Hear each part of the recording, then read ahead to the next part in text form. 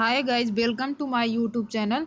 दोस्तों, इस video series में हम पढ़ रहे हैं जेल प्रहरी के प्रीवियस ईयर के क्वेश्चनों को, जिसमें हम जीके का पार्ट 3 लेकर आए हैं। चलिए देखते हैं।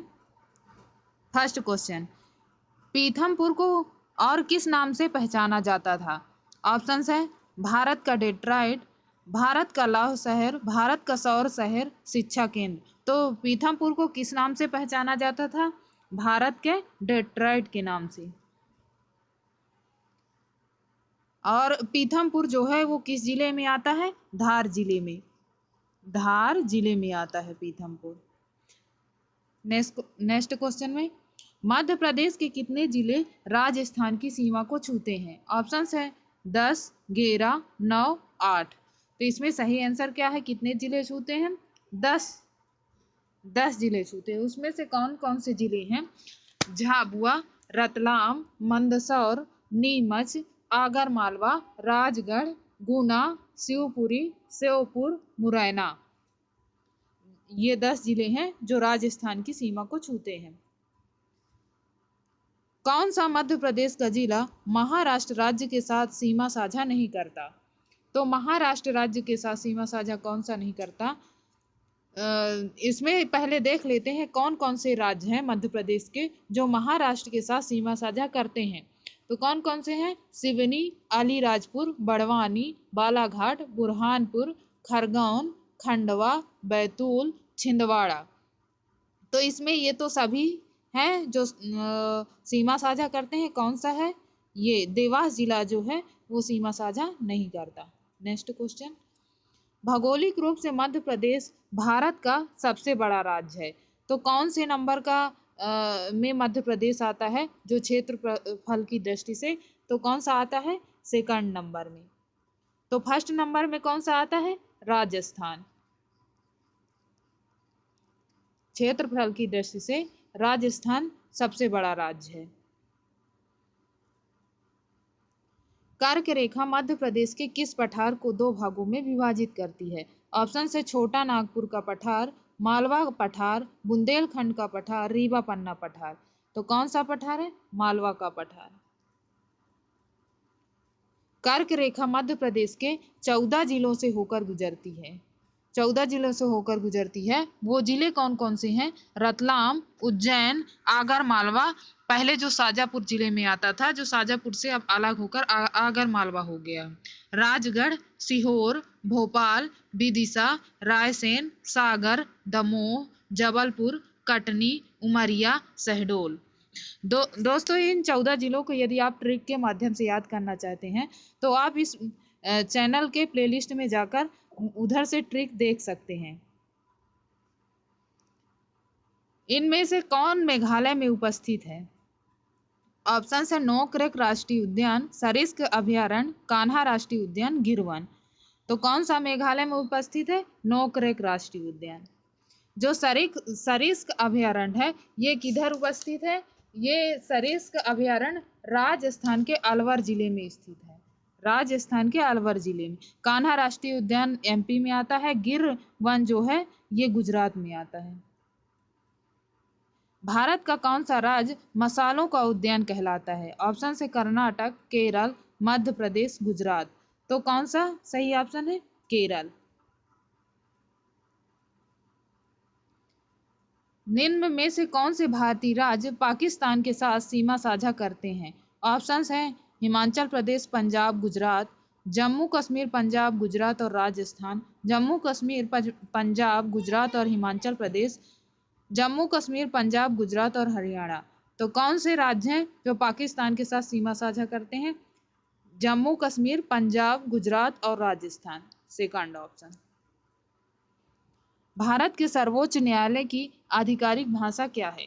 ऑप्शन है अंग्रेजी, हिंदी, बंगाली, संस्कृत। भारत की राष्ट्रभाषा तो हिंदी है, लेकिन सर्वोच्च न्यायालय की आधिकारिक भाषा कौन सी है? इंग्लिश। भारतीय तटरक्षक बल के क्षेत्रीय मुख्यालय कहाँ स्थित हैं? ऑप्शन है मुंबई, चेन्नई, पोर्ट ब्लेयर, मुंबई, कोलकाता, चेन्नई, चेन्नई, मुंबई, कर्नाटक, मुंबई, दिल्ली, चेन्नई। तो इसमें कौन से क्षेत्र है? ये क्षेत्रीय मुख्यालय मुंबई, चेन्नई और पोर्ट ब्लेयर। First option. कौन से राज्य को भारत के स्वर्ग के रूप में जाना जाता है? ऑप्शन से जम्मू कश्मीर, हरियाणा, मध्य प्रदेश, सिक्किम। कौन से राज्य को भारत के स्वर्ग के रूप में जाना जाता है? जम्मू कश्मीर को। नदियों और उनके उद्गम स्थल के आधार पर सही जोड़े को पहचानिए। गंगा पटना, गोदावरी बस्तर, नर्मदा अमरकंटक, महानदी अरावली। तो गंगा के बारे में जान लेते हैं। गंगा जो है वो गंगोत्री हिमनद से निकलती है, जो कि भागीरथी और अलकनंदा से के मिलने से गंगा का निर्माण होता है। गोदावरी जो है वो महाराष्ट्र के नासिक जिले के त्र्यंबकेश्वर से निकलती है। नर्मदा जो है तो अमरकंटक से ही निकलती है। महानदी का जो उद्गम है वो रायपुर के सिहावा नामक पर्वत से होता है। तो इसमें सही ऑप्शंस क्या होंगे, क्योंकि ये तो तीनों गलत हैं, ये और ये, तो सही ऑप्शन कौन से? ये नर्मदा अमरकंटक से निकलती है।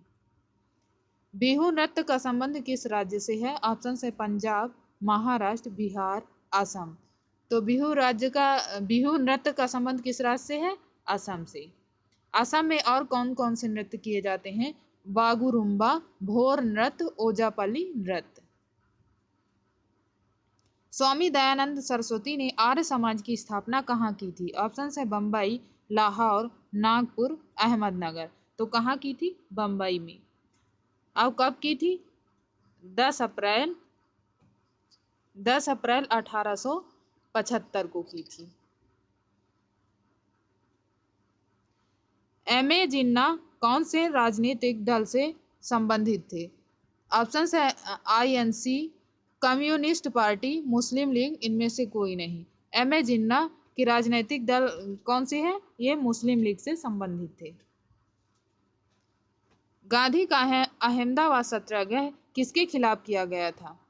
ऑप्शन है गुजरात के मिल मालिकों, महाराजा के गैर सरकारी अधिकारी, ब्रिटिश गैर सरकारी अधिकारी, भारत सरकार के अधिकारी। तो ये गांधी का अहमदाबाद सत्याग्रह ये गुजरात के मिल मालिकों के खिलाफ किया गया था। और कब किया गया था? ये 1918 में। ये 21 दिन की हड़ताल थी। ये क्यों किया गया था? 1917 में अहमदाबाद में प्लेग नामक बीमारी फैली थी, जिसमें प्लेग बोनस देने का वादा किया गया था। और 1918 में मिल के जो मालिक थे उन्होंने बोनस समाप्त करने की घोषणा की थी, जिसके कारण ये हड़ताल चली थी, 21 दिन की हड़ताल।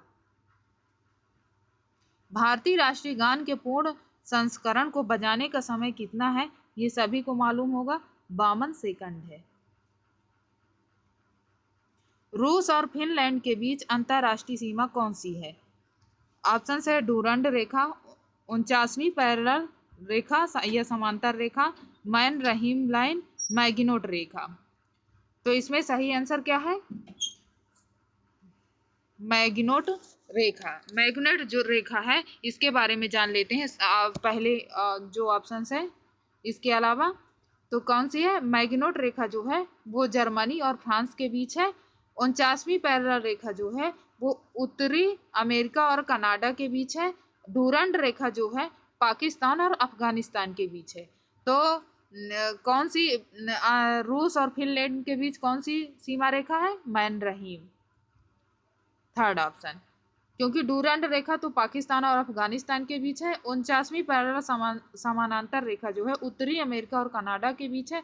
मैगिनोट रेखा जो है वो जर्मनी और फ्रांस के बीच है। लीमा किस देश की राजधानी है? ऑप्शन है पेरू, ब्राजील, कंबोडिया, चिली। तो लीमा किस देश की राजधानी है? पेरू की। वह कौन सा देश है जिसने पहली बार लिखित संविधान बनाया? ऑप्शन है जापान, ऑस्ट्रेलिया, ब्रिटेन, अमेरिका। किसने बनाया था? अमेरिका ने। भारत ने दक्षिण कोरिया के साथ दोहरे कराधान से बचाव हेतु समझौता डीटीए पर हस्ताक्षर किए हैं। दक्षिण कोरिया के वर्तमान राष्ट्रपति कौन है? तो ये करंट अफेयर्स का क्वेश्चन था जो 2015 में आए हुए थे। उस समय वर्तमान में कौन थे? पार्क ग्यून हाय थे। लेकिन अभी वर्तमान में कौन है 2020 में? तो कौन है? मून जे इन थे। मून जे इन है वर्तमान में।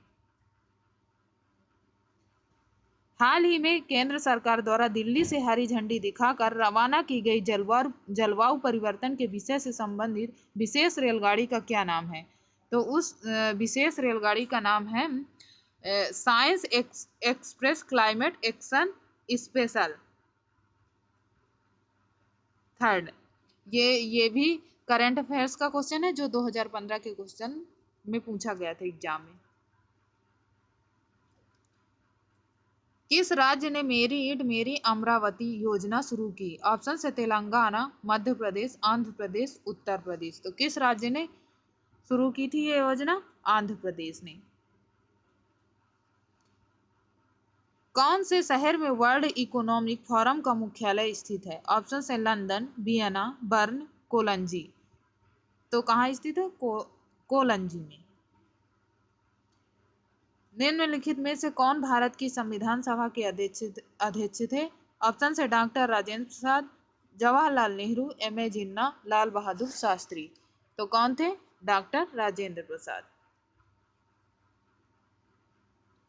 निर्माण के समय भारत के संविधान में कितने अनुच्छेद थे? ऑप्शन है 340, 395, 400, 404।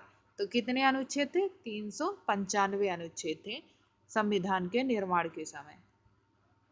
भारतीय संविधान के अनुसार में राज्य की शक्तियों और कार्यों को कितनी सूचियों में विभाजित किया गया है? ऑप्शन है 2 सूचियां, 3 सूचियां, 4 सूचियां, 5 सूचियां। तो कितनी सूचियों में विभाजित किया गया है? 3 सूचियों में। वो सूचियां कौन कौन सी हैं? संघ राज्य, संघ सूची, राज्य सूची एवं समवर्ती सूची। समवर्ती सूची 3 सूचियों में विभाजित किया गया है। निम्नलिखित लेखकों में से इंडिया रिमेम्बर्ड पुस्तक के लेखक कौन है?